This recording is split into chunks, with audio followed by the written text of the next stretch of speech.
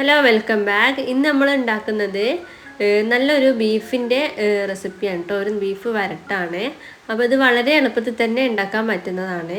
അധികം ഇൻഗ്രീഡിയൻസ് ഒന്നും ഇല്ലാതെ പെട്ടെന്ന് തന്നെ നമുക്ക് ഉണ്ടാക്കിയെടുക്കാം. അപ്പോൾ അതിന് വേണ്ടിയിട്ട് ഞാനിത് ആദ്യം തന്നെ 1/2 കിലോ ബീഫാണ് കേട്ടോ എടുത്തിട്ടുള്ളത്. ഇതിലേക്ക് ആവശ്യമായതൊക്കെ നമുക്ക് ചേർത്ത് കൊടുക്കാം. 1/2 കിലോ ബീഫിലുള്ളതാണ് നമ്മൾ ചേർക്കുന്നത്. അപ്പോൾ നമ്മൾ ചേർക്കുന്നത് ഇഞ്ചി വെളുത്തുള്ളി നന്നായിട്ട് ചതച്ചതാണ്. 1 ടേബിൾ സ്പൂൺ ചേർക്കുന്നുണ്ട് കേട്ടോ. അതുപോലെ തന്നെ 1 ടേബിൾ സ്പൂൺ ചെറിയ ഉള്ളി ചതച്ചതും കൂടെ ചേർക്കുന്നുണ്ട്.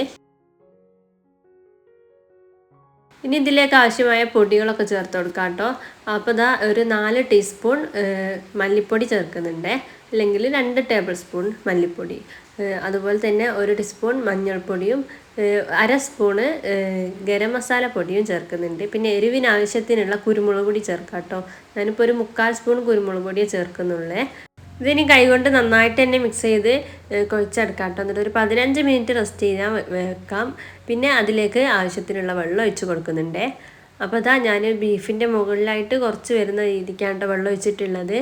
നല്ല വേവുള്ള ബീഫാണെങ്കിൽ കുറച്ചും കൂടെ ഒഴിച്ച് കൊടുക്കാം കേട്ടോ, അല്ലെങ്കിൽ കരിഞ്ഞു പോകും. ഇതിനി നമുക്ക് വറ്റിച്ചെടുക്കണം വെന്ത് വന്നിട്ട്. അപ്പോൾ ബീഫ് ഇത് നന്നായിട്ട് തന്നെ വേണ്ടി വെക്കാം. അപ്പോൾ ആ കുക്കറിൽ ഒരു 7 വിസിൽ ഞാൻ അടുപ്പിച്ചെടുത്തിട്ടുണ്ട്. ബീഫ് വെന്ത് വരുന്ന സമയം കൊണ്ട് നമുക്ക് ഒരു അരപ്പ് ഉണ്ടാക്കിയെടുക്കാം കേട്ടോ.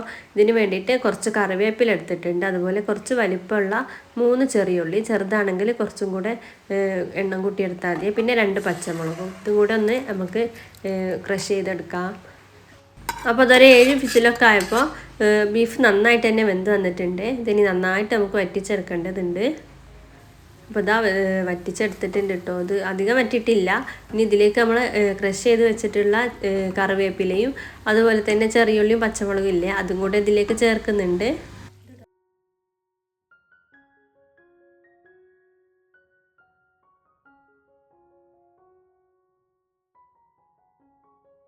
ഇതിതാ നന്നായിട്ട് തന്നെ മിക്സ് ചെയ്തെടുക്കണേ. എല്ലാ ഭാഗത്തേക്കും എത്തുമ്പോൾ കുറച്ച് ടൈം എടുത്ത് ഇളക്കിയെടുത്തതിന് ശേഷം 2 മിനിറ്റ് ഒന്ന് വേവിച്ചെടുത്തിട്ട് നമുക്കിത് മൂടി വെക്കാം. അതിനുശേഷം നമ്മൾ ഇതിലേക്ക് ചേർക്കുന്നത് കുറച്ച് കുരുമുളക് പൊടിയും ഗരം മസാലയാണ് കേട്ടോ. അപ്പോൾ മൊത്തത്തിൽ ഇപ്പോൾ 1/2 സ്പൂണും ഗരം മസാലയും 1 സ്പൂണ് കുരുമുളക് പൊടിയും നമ്മൾ ചേർത്തിട്ടുണ്ട്.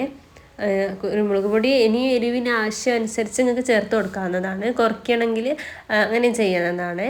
അപ്പോൾ ഇതാ നമ്മൾ നന്നായിട്ട് തന്നെ മിക്സ് ചെയ്ത് ഉണക്കിയെടുത്തിട്ടുണ്ട്. വെള്ളം മുഴുവനായിട്ട് വറ്റിച്ചെടുത്തിട്ടുണ്ട്. അപ്പോൾ ഇത് നമുക്കൊന്ന് താളിച്ചെടുക്കേണ്ടതുണ്ട്.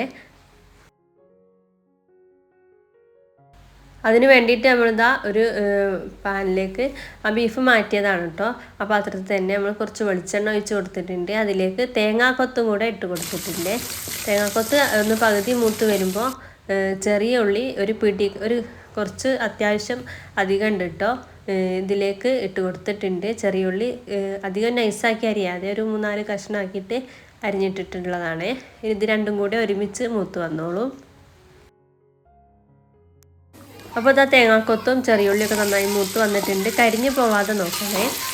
ഇനി ഇതിലേക്ക് നമ്മൾ വേവിച്ച് വെച്ചിട്ടുള്ള ബീഫും കൂടെ ചേർത്തതിന് ശേഷം നന്നായിട്ട് തന്നെ യോജിപ്പിച്ചെടുക്കുക. കുറച്ച് ടൈം എടുത്ത് ഇളക്കിയെടുക്കുക കേട്ടോ. അപ്പോൾ നല്ല ടേസ്റ്റ് ആയിട്ട് വരും. അപ്പോൾ നമ്മുടെ ബീഫ് മൈലാൻ ഇവിടെ റെഡി ആയിട്ടുണ്ട്.